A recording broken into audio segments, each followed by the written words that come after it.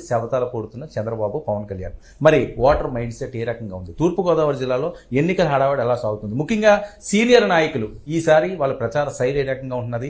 ప్రజల్లో ఎలాంటి vote bank కోసం వాళ్ళు ముందుకు సాగుతున్నారు? ఇవి అందరిలో మెదులుతున్న ప్రశ్న. ఈ నేపథ్యంలో ప్రస్తుతం మనం మండపేటలో ఉన్నాం. మండపేట వైఎస్ఆర్సీపీ అభ్యర్థి తోట త్రిమూర్తులు గారు అందరికీ సుపరిచితులు, సీనియర్ రాజకీయ నాయకులు. ఆయన ఈసారి రామచంద్రాపురం నుంచి మండపేటలో తన సత్తా చూపడానికి ముందుకు అడుగులు వేస్తున్నారు. మరి మండపేట ప్రజలు ఏమనుకుంటున్నారు? మండపేట ఆయన ఎంచుకున్నారా, జగన్మోహన్ రెడ్డి గారు చూన్ చేశారా? తోట త్రిమూర్తులు గారు ఎక్స్క్లూజివ్ గా మనతో పాటు ఇప్పుడు సిద్ధంగా ఉన్నారు. నమస్కారం త్రిమూర్తులు గారు. నమస్కారం. వైఎస్ఆర్సీపీ ఈసారి ఎట్టి పరిస్థితులను ఫ్యాన్ రెక్కలు విరక్కొడతాం, జగన్మోహన్ రెడ్డి గారిని జైల్లో కూర్చోపెడతాం, వైనాట్ 175 కాదు వైనాట్ పులివెందులు అంటూ మాట్లాడే పరిస్థితి. ఉభయ గోదావరి జిల్లాల మీదే అందరి ఫోకస్. ఏం జరుగుతుంది ఈస్ట్ గోదావరి, వెస్ట్ గోదావరిలో? మీరు మాట చెప్పారు కదా, జగన్మోహన్ రెడ్డిని ఇంట్లో కూర్చోబెడతాం, జైల్లో పెడతాం, పులివెందుల నియోజకవర్గాన్ని గెలుస్తామని చెప్తున్నారు. సరే, చాలా సంతోషం. మరి అటువంటి పరిస్థితుల్లో ఉంటే కట్టకట్టుకుని ఎందుకు రావాలి వీళ్ళందరూనే? మేము గ్రామీణ ప్రాంతంలో ఉంటుంటాం, ఊళ్ళోని.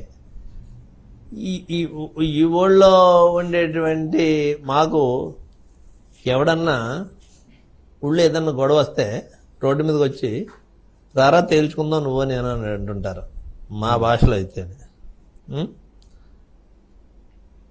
తేల్చుకుందాం అనుకున్నప్పుడు ఒక అరడజన మందిని 10 మందిని అంటేసుకుని వెళ్తుంటాడు. ఒకడు రా నువ్వు ఎంతమందిని వేసుకొచ్చినా నువ్వు ఎక్కడనే వస్తున్నాను రామని చెప్పేసి అంటుంటాడు. అంటే తోట త్రిమూర్తులు గారి స్టైలా? ఈ ప్రాంతంలో ఉన్నటువంటి పరిస్థితి చెప్తున్నాను. అంటే అంత అసమర్థుడు, ప్రజల్లో చాలా వ్యతిరేకత ఉంది జగన్మోహన్ రెడ్డి మీద. జగన్మోహన్ రెడ్డి ఓడిపోతాడు, పులివెందుల్లో కూడా ఓడిపోతాడు అని చెప్పేటువంటి వీళ్ళందరూ ఎంతమంది కట్టుకట్టుకు రావడానికి సిగ్గులు లేదు వీళ్ళకి. ఎవరు బలమైన వాళ్ళు ఎవరు బలహీనలో అర్థం కావట్లేదా? అంటే పొత్తు పెట్టుకోవడం అన్నది సిగ్గు లేకపోవడం అంటారా రాజకీయాల్లో?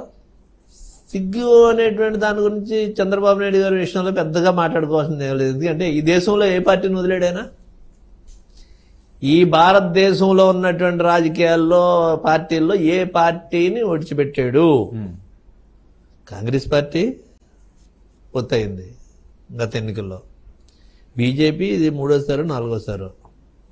సిపిఐ, సిపిఎం, నిన్న వచ్చినటువంటి పవన్ కళ్యాణ్ నిన్న రావడం ఏంటి? నిన్న రావడం అంటే ఇప్పుడు 2వ ఎలక్షన్ ఇది, అతను చేస్తాను డైరెక్ట్ గానే, అంతే కదా. మరి పొత్తుకు వచ్చింది నేను మొన్నే కదా, ఈ మధ్య కదా. పొత్తుకు వస్తానని ఎప్పటి నుంచో చెప్తున్నాడు. ఇవన్నీ జనం గమనిస్తూనే ఉన్నాడు. జగన్ గారు ఏం చెప్తున్నాడు? నాకు పొత్తులతోటి పని లేదు, నాకు ప్రజలు ఉన్నారనేటువంటి ధైర్యంగా చెప్పగలుగుతున్నాడు. అంటే వాళ్ళు చెప్పే అంశాలు ఏంటంటే, పురాణాల్లో కూడా మనం చూసుకున్నా ఒక రాక్షసున్నో, ఒక దుర్మార్గున్నో, ఒక దుష్టున్నో అంతమొందించాలంటే దేవతలే కొంతమంది సహాయం చేసుకుని సక్సెస్ అయిన సందర్భాలు ఉన్నాయి అంటారు. దానికి సమాధానం చెప్తారు. వాళ్ళ ఒక చేతకాంతనాన్ని కప్పిపుచ్చుకోవటం కోసం, వాళ్ళ అసమర్థతని కప్పిపుచ్చుకోవటం కోసం చెప్పేటువంటి కథలు ఇవన్నీ. దేవతలు అంటే పురాణాల గురించి చెప్తున్నారు. ఈ పురాణాలు ఇవన్నీ కథలే కదా, చూసిన వాళ్ళు ఎవరు లేము మనం. ఆ కథలనే ఇప్పుడు మళ్ళీ ఒక్కోసారి చెప్తున్నారు వీళ్ళు. ఇవన్నీ వీళ్ళు చెప్పేది కూడా కథే.